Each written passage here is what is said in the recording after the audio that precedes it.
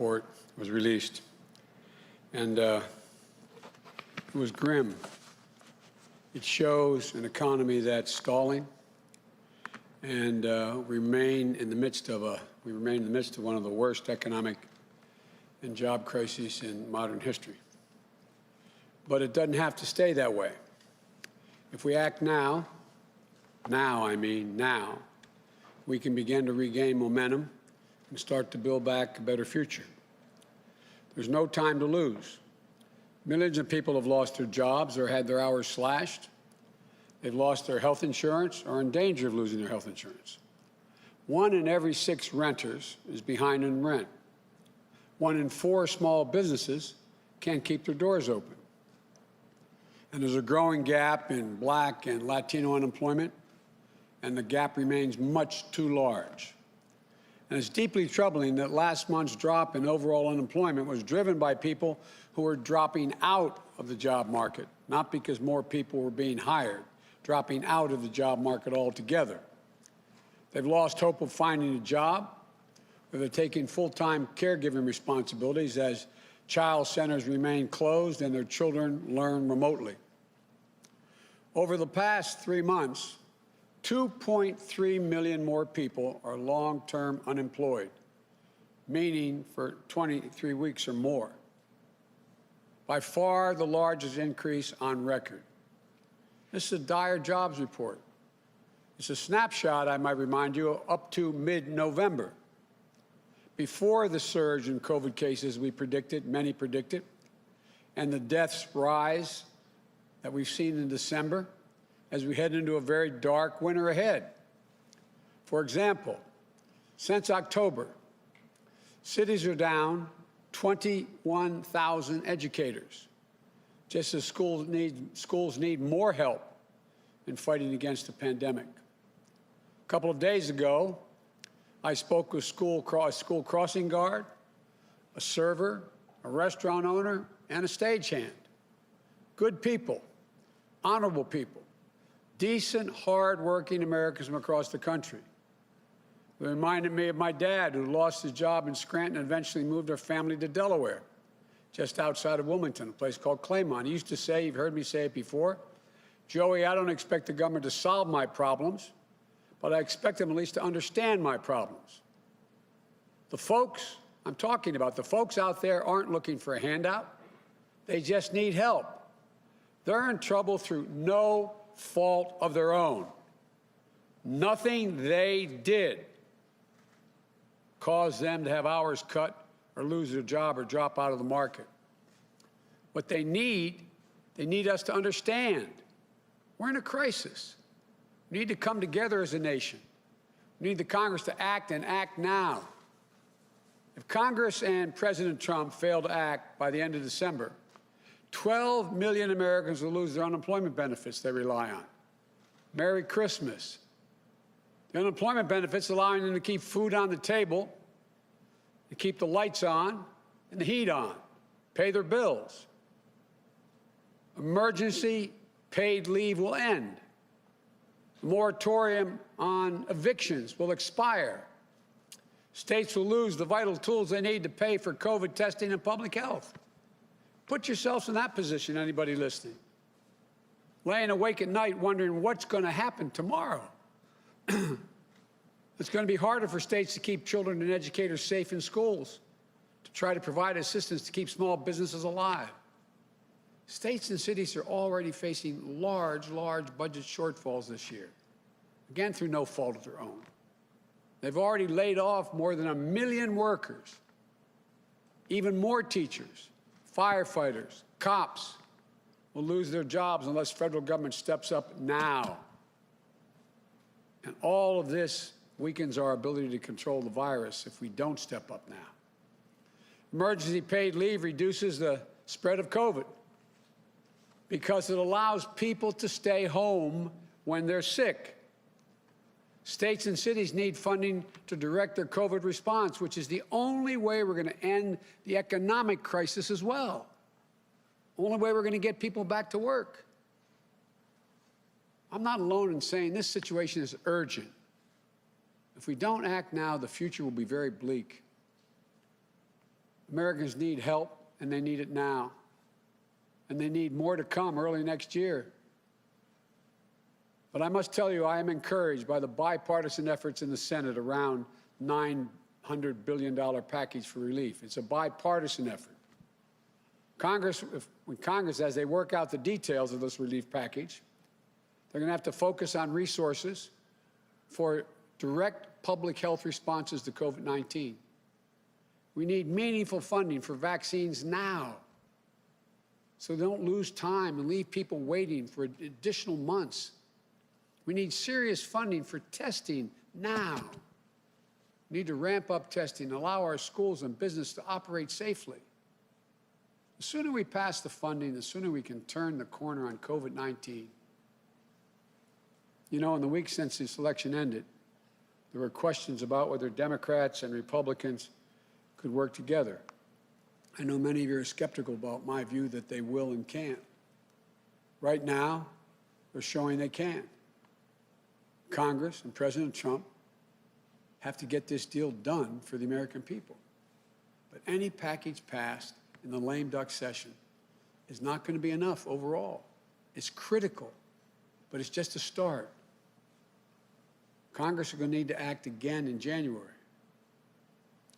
Earlier today, I consulted with a number of my economic team, most of which have been announced by now. And Vice President Harris and I announced that team last week. As we inherit the public health and economic crisis, we're working on a plan that we'll put forward for the next Congress to move fast to control the pandemic, to revive the economy, and to build back better than before. We hope to see the same kind of spirit of bipartisan cooperation as we're seeing today. Our plan is based on the input from a broad range of people. The Vice President-elect and I have been meeting with since winning this election last month. Labor leaders, the leading CEOs in the country, mayors and governors of both parties, parents, educators, workers, small business owners. There's a consensus that as we battle COVID-19, we have to make sure that businesses and workers have the tools, the resources, and the guidance and the health and safety standards to keep businesses and schools open safely. It can be done. Because here's the deal. The fight against COVID won't be won by January alone. To truly end this crisis, Congress is going to need to fund more testing, as well as a more equitable and free distribution of the vaccine. We're going to need more economic relief to bridge through 2021 until this pandemic and economic crisis are over. And then we need to build back better. I've said it before, an independent analysis by Moody's, a well-respected Wall Street firm, projects that my Build Back Better plan would create 18.6 million good-paying jobs. It's based on a simple premise. Reward work in America, not wealth. We're going to invest in infrastructure, clean energy, and manufacturing, and so much more. We'll create millions of good-paying American jobs and get the job market back in the path to full employment. This will raise incomes, reduce drug prices, advance racial equity across the economy, and restore the backbone of this country, the middle class. Look, the bottom line, it's essential we provide immediate relief for working families and businesses now, not just help them get on the other side of this painful crisis, but to avoid a much broader economic cost due to long-term unemployment and businesses failing. By acting now, even with deficit financing, we can add to growth in the near future. In fact, economic research shows that with conditions like the crisis today, especially with such low interest rates, not taking action, the action I'm proposing, will hurt the economy, scar the workforce, reduce growth, and add to the national debt. Look, I know times are tough. The challenges are daunting. But I know we can do this. We can create an economic recovery for all, for everybody. We can move from crisis to recovery and to resurgence. For Lord's sake, this is the United States of America. We've done it before, and we'll do it again. We will, I promise you. So I thank the bipartisan group that's trying to put something together right now. We're going to need more bipartisanship as we move on. God bless you guys and women are doing this. God bless our country, and may God protect our troops. I'll stop there, and I'll be happy to take some questions.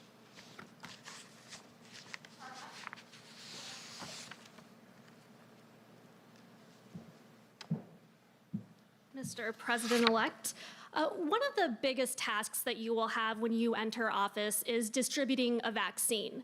Your team has started to meet with the Trump administration to learn of their plans as you are set to inherit this task. Are you satisfied with the current plans that are underway for distributing that vaccine? Do you feel that the federal government is doing enough at this point? And what steps do you think need to be taken between now and when those first vaccines go out? Well, there's a lot more that has to be done. They've clued us in on their planning on how they plan to distribute the actual vaccine to the various states. But there is no detailed plan, that we've seen anyway, as to how you get the vaccine out of a container into an injection syringe into somebody's arm. And it's going to be very difficult for that to be done, and it's a very expensive proposition. For example, you know, we agree with their priorities that they've laid out so far. I do, at least. My team is looking at it, of dealing with first responders and those in nursing homes and in home care, the first people on the list. But we also have to realize that we're in a situation where there has to be some equity in the way this is distributed. And that requires, for example, right now we're in a situation where you have, you know, the leading cause of death for all Americans this week is COVID-19. But blacks and Latinos are 3 times as likely to die if they get COVID-19. And so the communities of color, it's a mass casualty event. And so we got to figure out how we make sure we get the vaccine to those communities. Delivering the large amounts of the vaccine to the Walmarts and other major drug chains does not get you into a lot of these neighborhoods, and it doesn't guarantee that it gets around. So we got a lot of work to do, and there has to be the equity side of this has to be an important part of distribution. In addition to that, the cost of actually getting the serum into into a needle into somebody's arm costs a lot of money. It takes a lot of people. It takes a lot of folks to be able to get that done. And we have to have a much better way than we've seen thus far as to how it's distributed. In some states, like the governor of Utah say, just deliver to the Capitol, I can take care of it in our conversation. Well, that could be true. But in large states like California, Texas, Illinois, Florida, et cetera, it's not that easy. There has to be an overall plan. That's what we're working on right now. And that's why I asked Dr. Fauci to stay on and to be my chief advisor on this issue, but also to be part of the COVID team. And on your cabinet, you are facing a lot of pressure to add more diversity to your administration. You have civil rights groups and lawmakers pushing you to do this, to make sure that you make good on your promise. And you look at your cabinet announcement so far, and they have included some diverse figures, but I specifically want to hone in on those big 4. And so far, when it comes to Secretary of State and Treasury, you have nominated a white man and a white woman. So looking at Attorney General and the Department of Defense, would you commit to nominating a person of color for those positions? Look, it's each one of these groups' jobs to push their leaders to make sure there's greater diversity. What I can promise you is when this is all said and done, you see everyone that I've announced and it's going to be in the next several weeks, we'll have it all out there. You're going to see significant diversity. I'm not going to tell you now exactly what I'm going to do in any department, but I promise you, it'll be the single most diverse cabinet based on race, color, based on gender that's ever existed in the United States of America. So no commitment on those spots? A commitment of what I just said. It'll be the most diverse cabinet and the main spots in both White House as well as the cabinet positions. Thank you. Thank you, Mr. President-elect. You just said a couple of minutes ago that there's no time to waste when it comes to economic stimulus, but Democrats and Republicans have been in a stalemate for several months as they have been negotiating and trying to talk about what kind of stimulus to put together.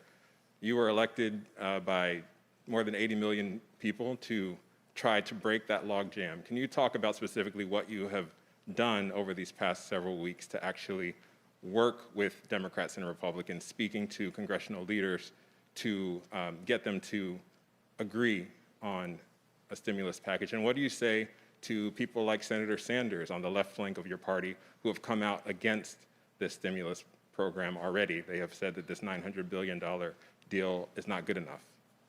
Well, it would be kind of stupid for me to tell you what I did, wouldn't it? Because it'd be kind of hard to do it again.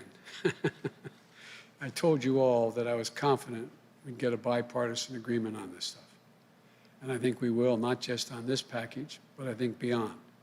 And the last thing I'm going to do is tell you strategically how I go about this. I remember I used to get asked the same thing when I was putting together significant deals between Democrats and Republicans when I was a senator and vice president.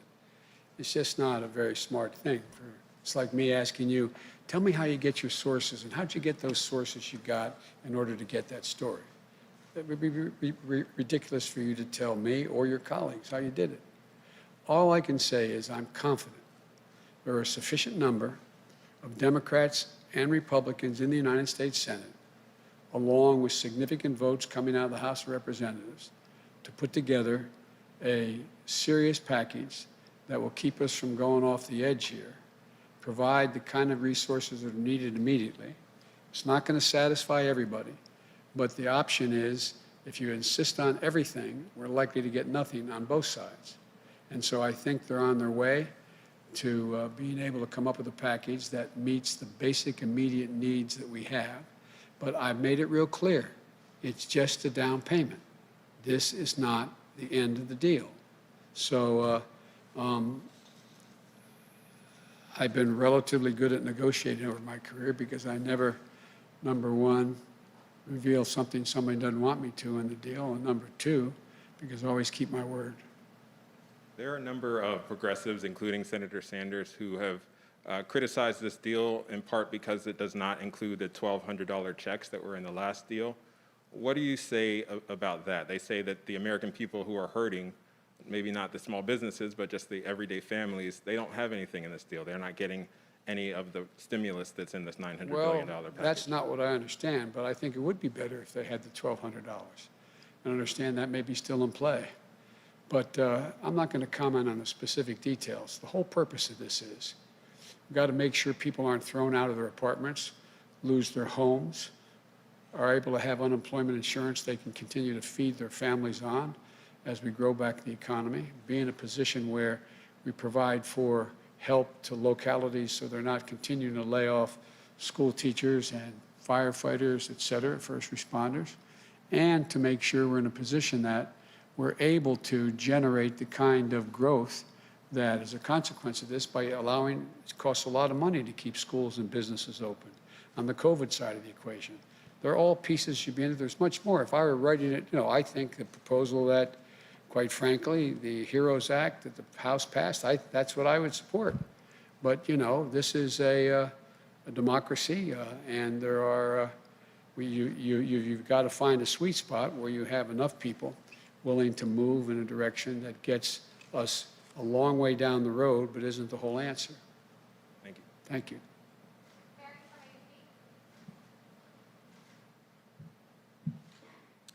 Thank you, Mary. Mr. President-elect. You're describing this compromise bill as a down payment, that you'll push Congress to do more once you're in office. But this bill is already more than Republican leaders want to spend. What if this isn't a down payment? What if this bill is it? What are your options then to get Americans additional relief? I never start off thinking that way. I always start off believing we can get it done. We'll get it done. But it's been more than 6 months this fight has been going on. Mitch McConnell still hasn't even signed off yet on this compromise bill. What makes you so confident that you will be able to get Republicans to go big once you're in office? Well, because the country's going to be in dire, dire, dire straits if they don't. Have you reached out to Leader McConnell? Have the two of you spoken yet? We'll be in dire trouble if we don't get cooperation. I believe we will. Thank you.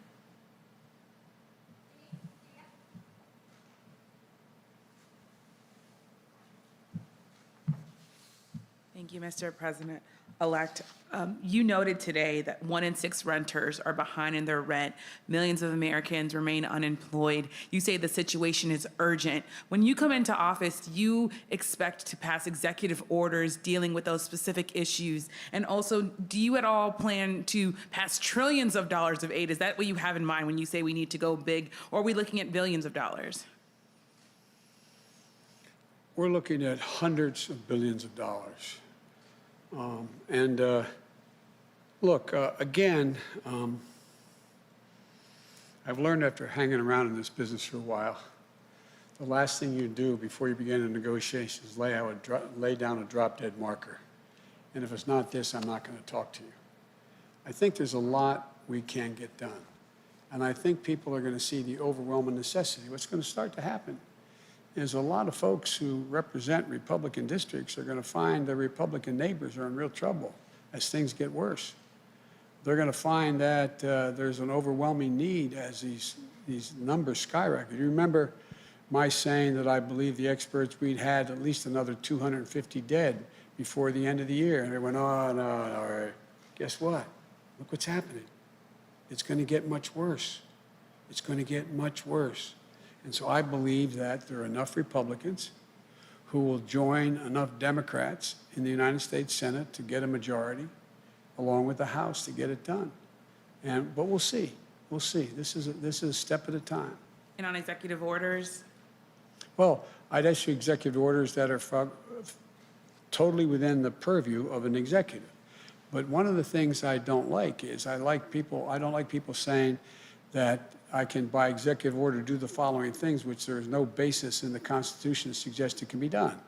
So there are certain things I can do. I can issue executive orders pulling back some of the executive orders that Trump put forward.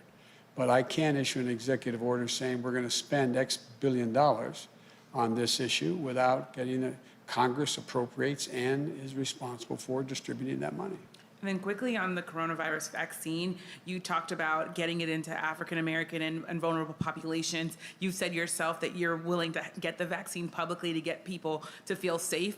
But there are people already telling me, well, President-elect Biden has good health care. If there's some complications, he might have better health care than me, African Americans around the country. What more can you do to convince people that the vaccine is safe for them? And does that mean you'll at all lean on any existing members of the Corona Task Force? I know that you have committed to keeping Dr. Fauci, but is there Dr. Birx? Is there anyone else that you might be leaning on to convince people? There are a lot of people I'm looking to convince people in the task force, and the task force will continue to be expanded with really fine people. And look, I think actions of presidents matter. And I'm going to say something that I think the African-American community, Latino community have known I've never misrepresented anything to them. And that if, as you all keep pointing out, I'm the oldest president ever elected, although I'm actually only 47. But all kidding aside, I think that my taking the vaccine and people seeing me take that vaccine is going to give some confidence.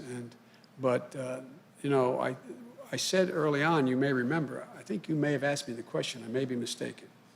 But I said early on that I think one of the things that bothers me the most is by the wild assertions the administration was making about how this was going to go away and inject bleach and all those kinds of things. It was diminishing confidence across the board and the American people overall, but particularly in this administration with the African American Latino community. What I heard from my friends in the community, not but blocks from here as we stand, is that we're not going to be the guinea pigs. We're not going to be the guinea pigs. Well, the fact of the matter is that they won't be. You're going to see tens of millions of Americans taking the vaccine, and you're going to see the President of the United States and 3 of the 4 living former presidents doing it publicly as well. It's all about, and look, it's going to take some effort to rebuild confidence in science because it's been so diminished in this administration thus far. So, but I will, and by the way, in the meantime, I got to make sure that the vaccine is both free and available, and that any follow-up on the vaccine is free and available, that it relates to any health complications from it. So there's ways we can deal with some of these issues. Biden has good health care, therefore, but I don't have good health care. That's another thing we're working on from day one. I've been working on it at this moment. And so my hope is that we can reinstill some confidence in to be able to believe the President of the United States when he or she speaks. Thank you. Thank you very much.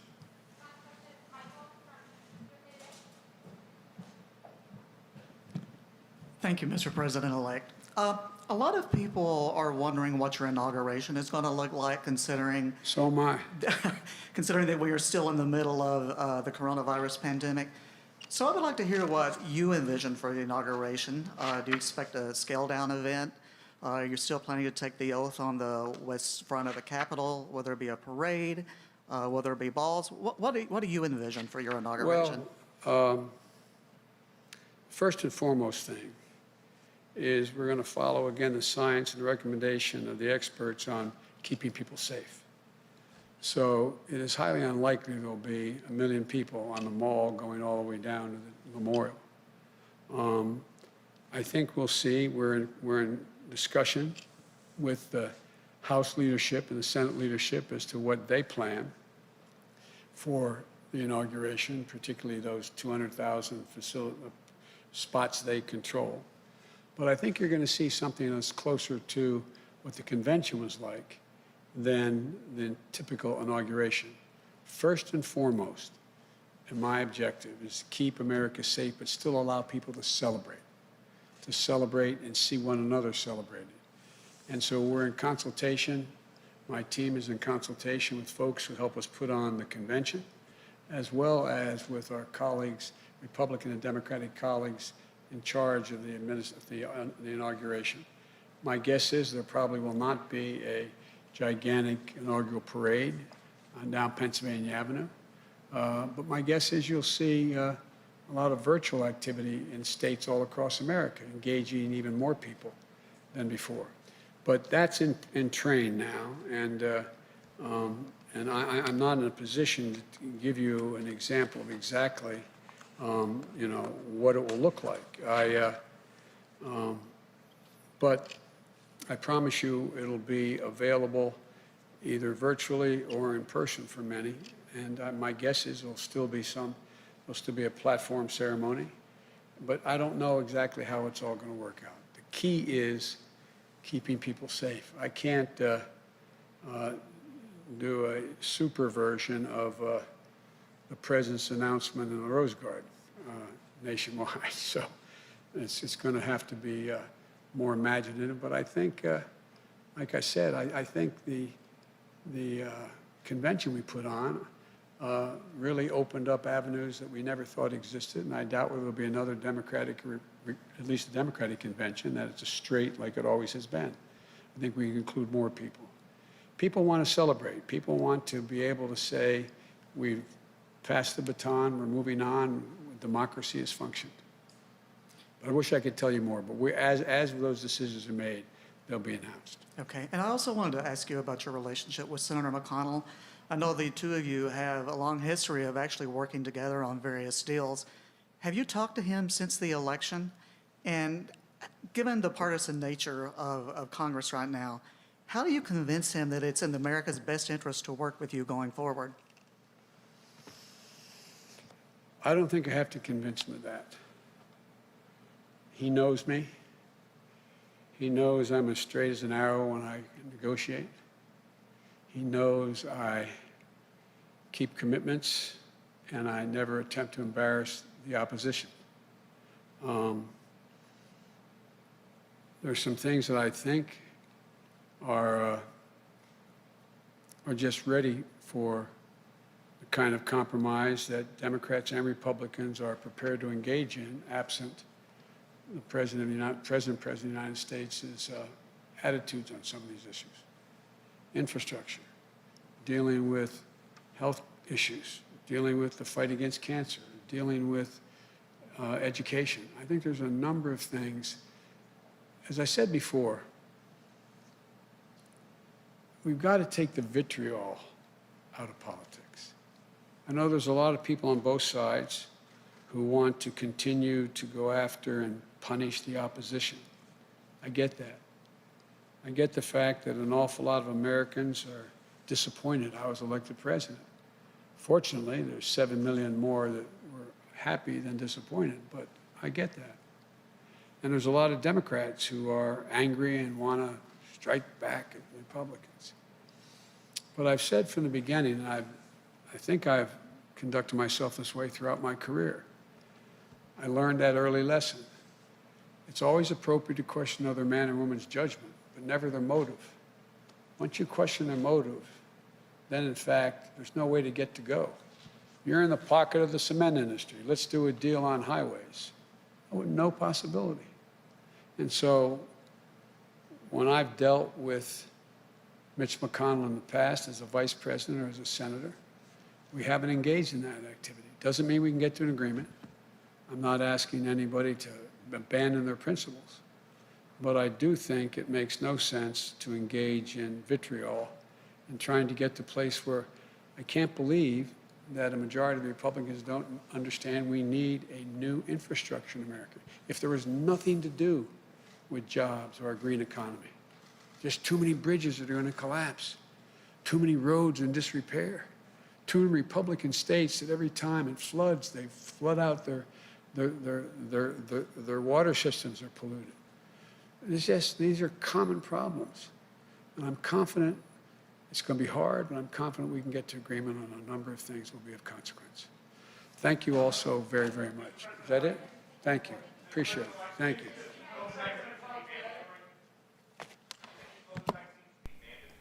No, I don't think it should be mandatory. I wouldn't demand to be mandatory, but I would do everything in my power, just like I don't think masks have to be made mandatory nationwide. I'll do everything in my power as the President of the United States to encourage people to do the right thing, and when they do it, demonstrate that it matters. That's why I said in my inaugural speech, I'm going to ask people to commit for 100 days to wear a mask. Not because I'm asking it for any reason to punish. This is not a political issue. It's become one. But if people do it for 100 days, in the middle of what will be still a raging crisis, and the vaccine is able to be distributed, they're going to see deaths drop off the edge. They're going to see hundreds of thousands of people not getting sick. And my hope is they'll be then inclined to say, okay, it's worth the patriotic duty to go ahead and protect other people. Thank you all so very much. Thank you. Are you going to Georgia? Yes. When? Before Christmas? Thank you guys. Will help. Hey, everyone back to the wall, please. Hey guys, can you hear me?